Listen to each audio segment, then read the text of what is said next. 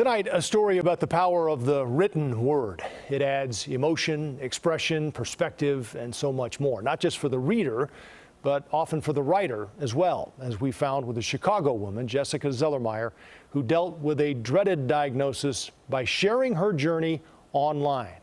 A note here in our story, you will hear our colleague Marisa Vedra reading the words Jessica wrote. You look at the sun rising in the morning, how beautiful that is. When you look at her smile, that's how it makes me feel, and others have said the same thing. She had a heart of gold. She had a heart of gold. Everyone who knew award-winning news producer Jessica Zellermayer, and that includes me, everyone was in awe of her optimism and ultimately her courage in the face of cancer. She was 47. She had just turned 47 when she died. Jessica's parents, Marlene and Sherwood, say their daughter's kindness still touches people. Her memory is going to live in all the people who knew her. They'll never forget her.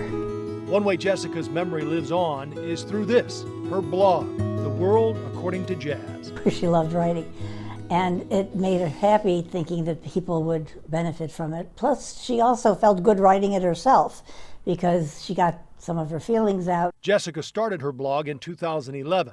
5 years later, everything would change. April 22nd, 2016. I'm at work. My cell phone rings. It's my radiologist. I know I'm about to learn some life-changing and breaking news. You have cancer, says the doctor. Her intention on that writing and her hope was that that would help her get through whatever she was going through, but most importantly, help other people. Entry after entry, Jessica wrote of joy, hope, and gratitude. Be thankful for your parents and friends. Remind yourself that bad days are just temporary. Nobody fights alone. I had an extreme amount of guilt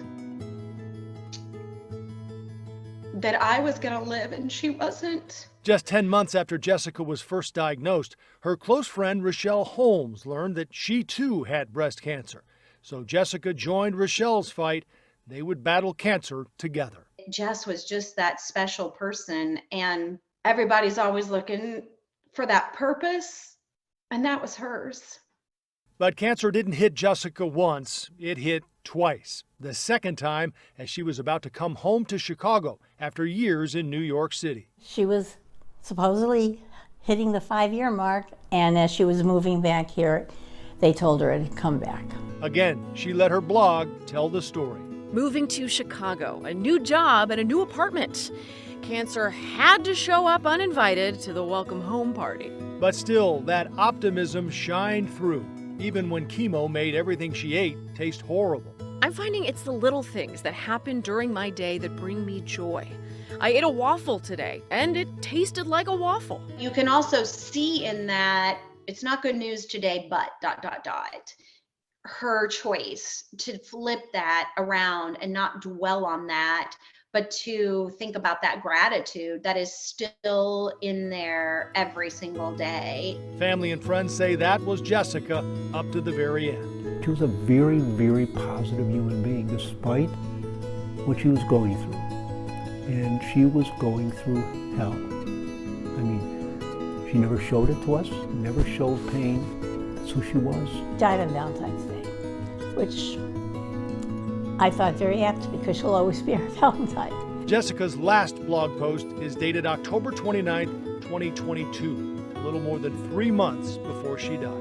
Chemo continues. There's no change up, only hope for continued life. So happy Halloween. I hope you've enjoyed this treat. It's a spooktacular one. When I remember Jess, that's what I remember. It's just that smiling ray of sunshine that kept you going. The blog is still up and still reflecting Jessica's mission. She just reached out to everybody, people she knew, people she didn't know. You have cancer, let me give you some advice, let me help you, let me touch you in some way. I just miss her tremendously. She was just a good human being. You know, someone you can trust, someone you can count on. She just brought life to people.